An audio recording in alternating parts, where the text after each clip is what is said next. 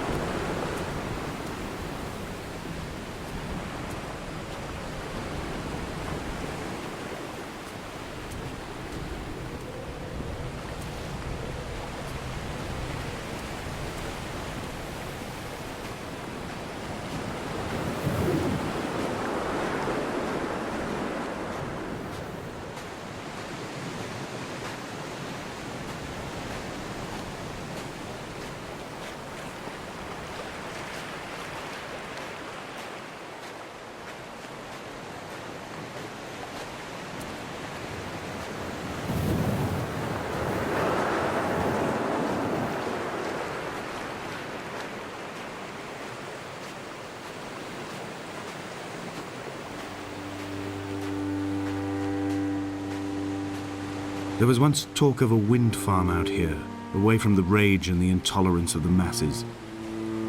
The sea, they said, is too rough for the turbines to stand. They clearly never came here to experience the becalming for themselves. Personally, I would have supported it. Turbines would be a fitting contemporary refuge for a hermit. The revolution and the permanence.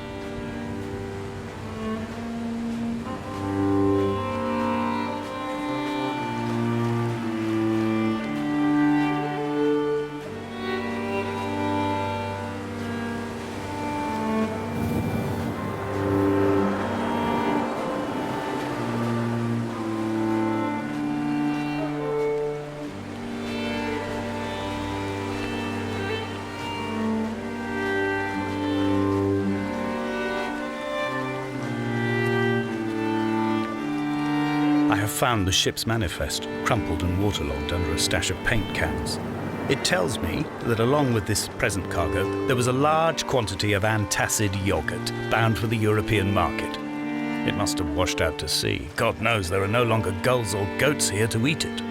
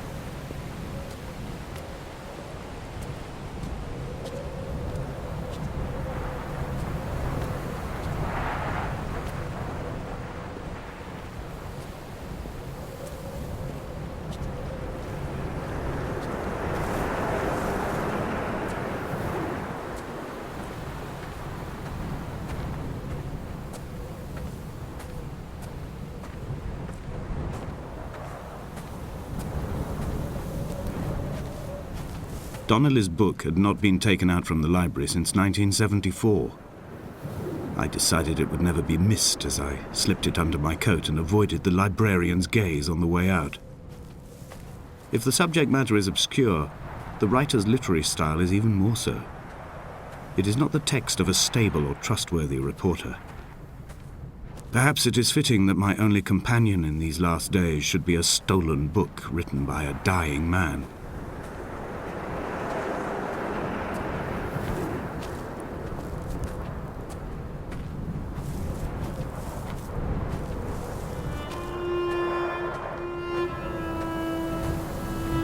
When someone had died or was dying, or was so ill they gave up what little hope they could sacrifice, they cut parallel lines into the cliff, exposing the white chalk beneath. You could see them from the mainland or the fishing boats, and know to send aid or impose a cordon of protection, and wait a generation until whatever pestilence stalked the cliff paths died along with its hosts.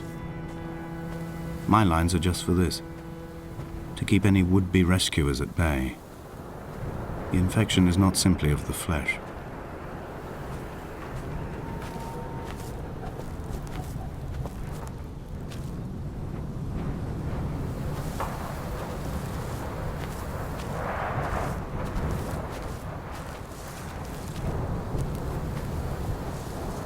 I quote directly: "A motley lot with little to recommend them. I have now spent 3 days in their company. That is, I fear, enough for any man not born amongst them. Despite their tedious inclination to quote scripture, they seem to me the most God-forsaken of all the inhabitants of the outer isles. Indeed, in this case, the very gravity of that term, forsaken by God, seems to find its very apex. It appears to me that Donnelly, too, found those who wander this shoreline to be adrift from any chance of redemption. Did he include himself in that, I wonder?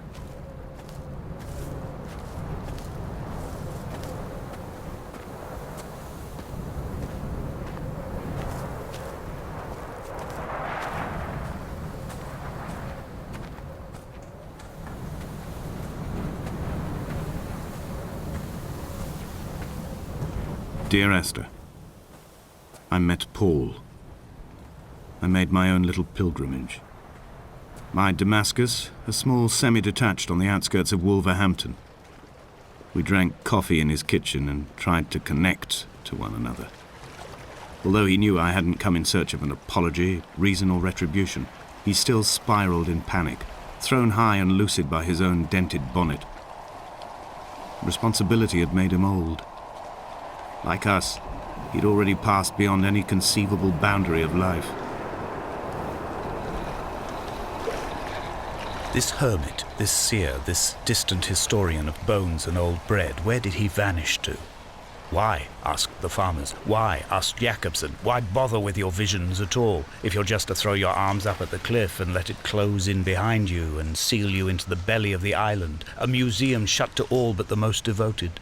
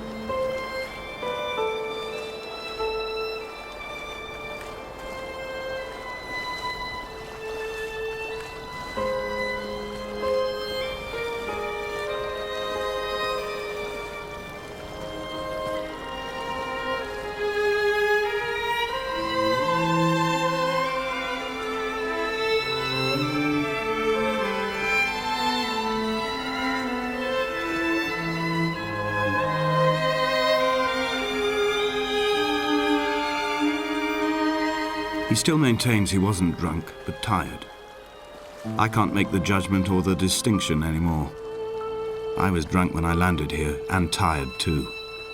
I walked up the cliff path in near darkness and camped in the bay where the trawler lies beached. It was only at dawn that I saw the bothy and decided to make my temporary lodgings there. I was expecting just the aerial and a transmitter stashed in a weatherproof box somewhere on the mount.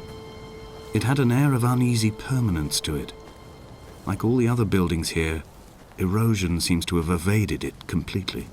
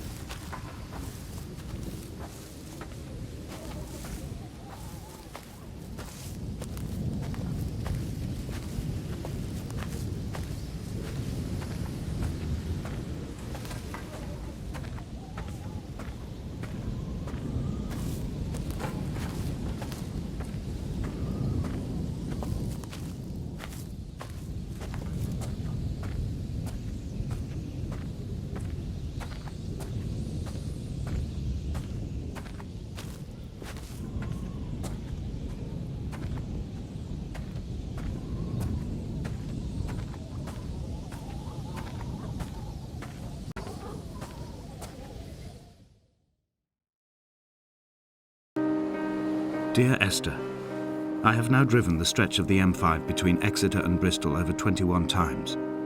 But although I have all the reports and all the witnesses and have cross-referenced them within a millimetre using my Ordnance Survey maps, I simply cannot find the location. You'd think there would be marks to serve as some evidence. It's somewhere between the turn-off for Sanford and the welcome brake services. But although I can always see it in my rear-view mirror, I have as yet been unable to pull ashore.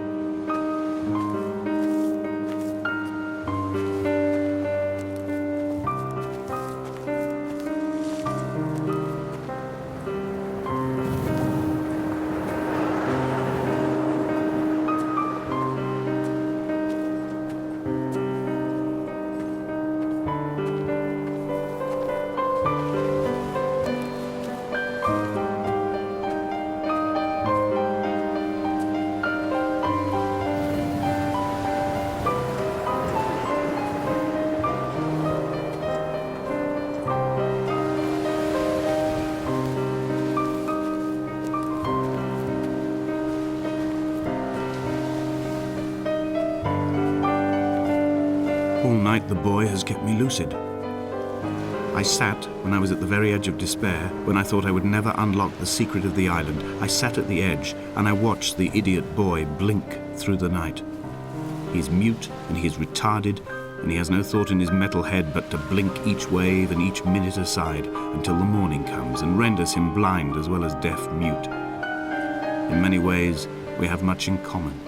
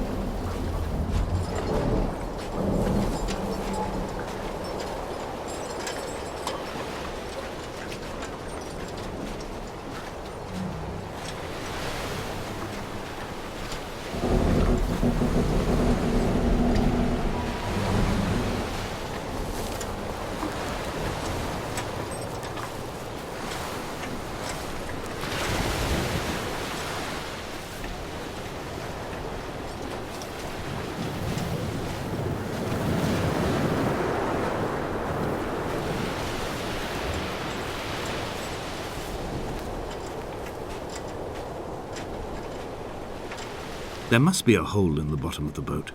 How else could new hermits have arrived?